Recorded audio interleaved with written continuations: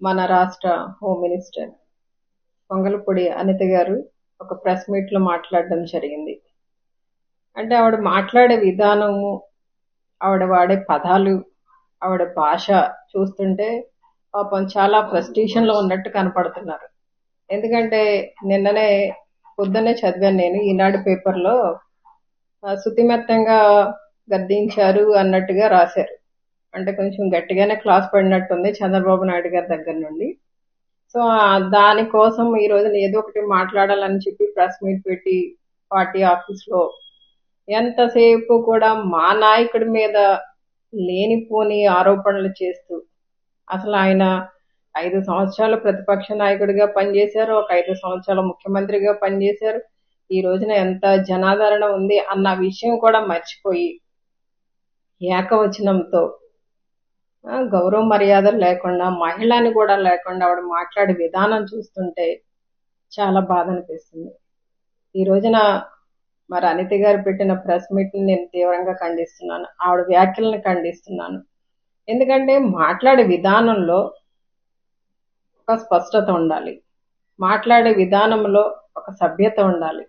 ఈ రోజున చంద్రబాబు నాయుడు గారి నుండి మనం ప్రశంసలు పొందాలి, లోకేష్ గారి నుండి ప్రశంసలు పొందాలని చెప్పి మా నాయకుడి మీద లేనిపోని ఆరోపణలు చేస్తూ నోటికి ఏదొస్తే అది మాట్లాడేసి దిగజారుడు మాటలు మాట్లాడేయడం కరెక్ట్ కాదని చెప్పి ఆవిడ తెలియజేస్తున్నాను.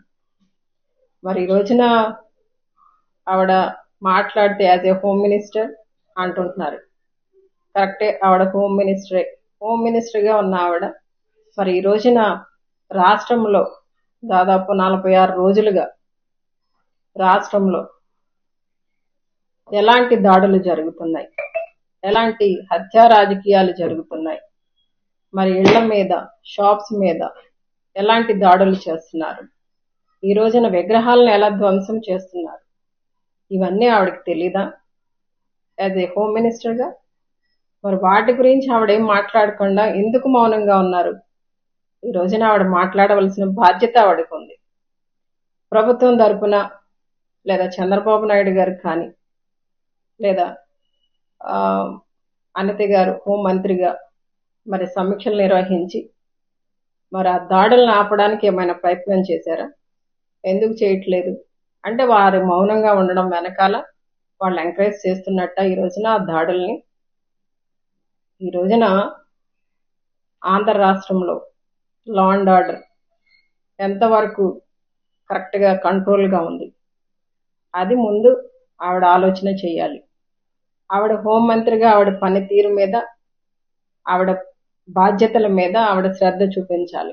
ఎంతసేపు కూడా ప్రతిపక్షంలో ఆవిడ ప్రతిపక్ష నాయకురాలిగా ఉన్నప్పుడు ఏ విధంగా మాట్లాడారో అదే విధంగా, అదే ధోరణిలో, అదే పద్ధతిలో ఇంకా మాట్లాడతాను అంటే కరెక్ట్ కాదు.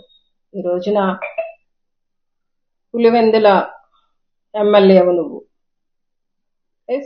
అందరూ ఎమ్మెల్యేలుగా నెగ్గిన తర్వాతనే మంత్రులు అవుతారు. ఆవిడ కూడా ఎమ్మెల్యేగా నెగ్గిన తర్వాతనే మంత్రి అయ్యారు. మరి ఈ చిన్న విషయాన్ని కూడా మర్చిపోయి కావాలని నువ్వు Pulivendula MLA, after Pulivendula MLA అన్నట్టు మాట్లాడితే అది ఎంతవరకు కరెక్ట్? నిన్న మొన్నటి వరకు చంద్రబాబు నాయుడు గారు కూడా కుప్పం ఎమ్మెల్యేనే కదా, ఈ రోజున ముఖ్యమంత్రిగా అయ్యారు. మరి ఆ విధంగా మాట్లాడే ధోరణి కరెక్ట్ కాదని ఆవిడకి తెలియజేస్తున్నాం. ముఖ్యంగా ఈ మధ్య కాలంలో వీరు అధికారంలోకి వచ్చిన కొద్ది రోజుల్లోనే చిన్నారుల మీద, యువతుల మీద మరి అత్యాచారాలు జరుగుతున్నాయి, మరి హత్యలు జరుగుతున్నాయి. మరి వాటి గురించి ఆవిడేం స్పందించారు? ముఖ్యంగా నంద్యాల జిల్లా ముచ్చుమర్రిలో బాలిక అదృశ్యమైంది. రాష్ట్రమంతా కలకలం రేగింది. 8 ఏళ్ల చిన్నారిని రేప్ చేసి చంపేసి ముక్కలు ముక్కలుగా చేసేశారు. అలాంటి చిన్నారి కుటుంబానికి కనీసం పరామర్శించడానికి ఎవరు వెళ్ళారండి? హోం మంత్రిగా ఈవిడ వెళ్ళారా? వెళ్లే తీరిక ఈవిడకుందా? ఇక్కడ మాత్రం యాజ్ ఏ హోమ్ మినిస్టర్గా అది గుర్తు రాలేదు ఆవిడకి. వెళ్ళవలసిన బాధ్యత ఆవిడకి గుర్తు రాలేదు. ఈ రోజున ఈ ఘటన మీద ముఖ్యమంత్రిగా చంద్రబాబు నాయుడు గారు కానీ, డిప్యూటీ సీఎంగా పవన్ కళ్యాణ్ గారు కానీ ఒక్క మాట కూడా మాట్లాడకపోవడం అనేది చాలా బాధాకరమైన విషయం. మాట్లాడలేదు సరికదా, కనీసం వారి వైపు కన్నెత్తి కూడా చూడలేదు, పరామర్శించలేదు, ఆ బాధిత కుటుంబానికి ఏమాత్రం కూడా భరోసా ఇవ్వలేదు. ఈ రోజున రాష్ట్రంలో ఎక్కడ చూసినా హత్యలు, అత్యాచారాలు జరుగుతున్నాయి. నియంత్రించాలనే ఆలోచన వీరెవరికి లేకపోవడం అనేది నిజంగా చాలా బాధ అనిపిస్తుంది. ఎక్కడ దాకా ఎందుకండి, అనిత గారి పక్క నియోజకవర్గంలో 9వ తరగతి చదువుతున్న బాలికను దారుణంగా అత్యాచారం చేసి హత్య చేసి మరి ఈ రోజున అంత ఇబ్బందిలో ఉన్న కుటుంబానికి కనీసం వెళ్ళి వాళ్ళకి అండగా ఉండడం కానీ, పరామర్శించడం కానీ, లేదా ₹1 ఆర్థిక సహాయం చేయడం కానీ జరగలేదు. మరి ఇక్కడ బాధ్యత గుర్తు రాలేదా? బాధ్యతను మర్చిపోయిన మరి అనిత గారు ఈ రోజున యాజ్ ఏ హోమ్ మినిస్టర్ గా మరి ఆవిడ ఏం చేశారు?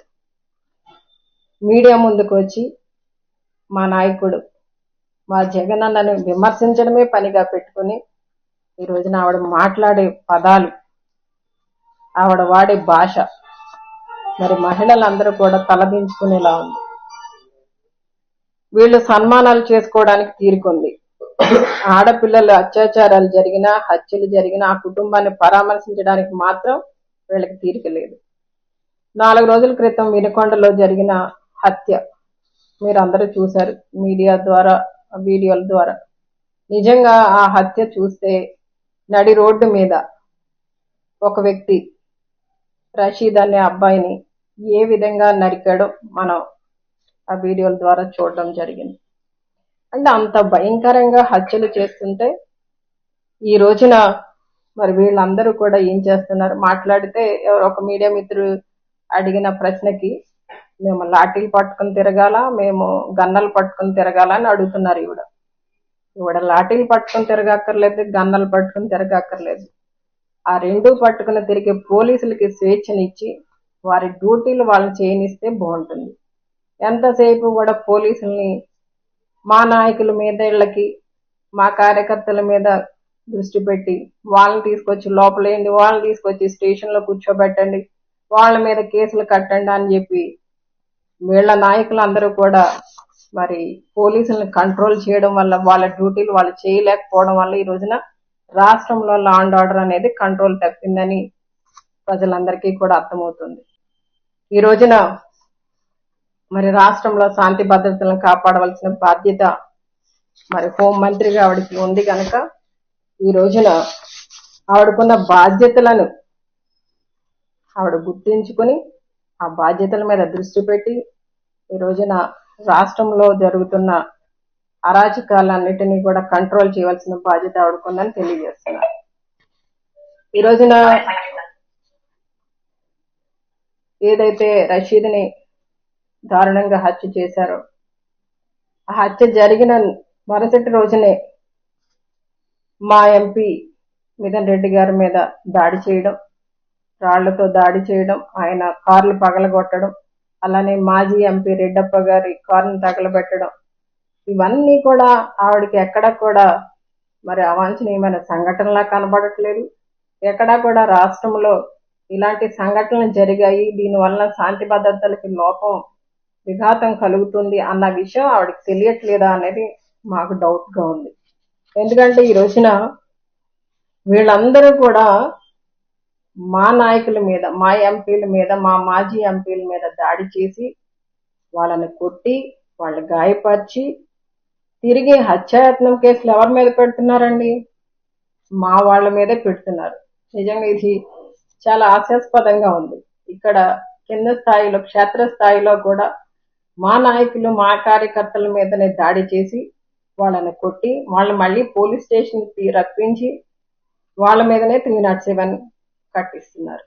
ఎంత దుర్మార్గమైన మరి పరిపాలన. గతంలో మేము కూడా 5 సంవత్సరాలు అధికారంలో ఉన్నాము. ఇప్పుడు కూడా మరి ఇలాంటి దాడులు అయితే మా ప్రభుత్వంలో జరగలేదు. ఇలాంటి రాజకీయ హత్యలు ఎప్పుడు జరగలేదు. ఇంత కక్షపూరితమైన ధోరణి ఎప్పుడు కూడా మేము చూపించలేదు. ఈ రోజున వీళ్ళంతా కూడా ఎంతసేపు కూడా వైసీపీ నాయకుల్ని, కార్యకర్తల్ని అందరినీ కూడా వాళ్ళందరినీ అణిచివేయాలి, తొక్కివేయాలి అనే ధోరణితో మాత్రమే ఉన్నారు. ఈ రోజున ప్రజలకి నమ్మకం కలిగించేలా వీరి పరిపాలన ఉండాలి. ప్రజలు ఒక తీర్పునిచ్చారు.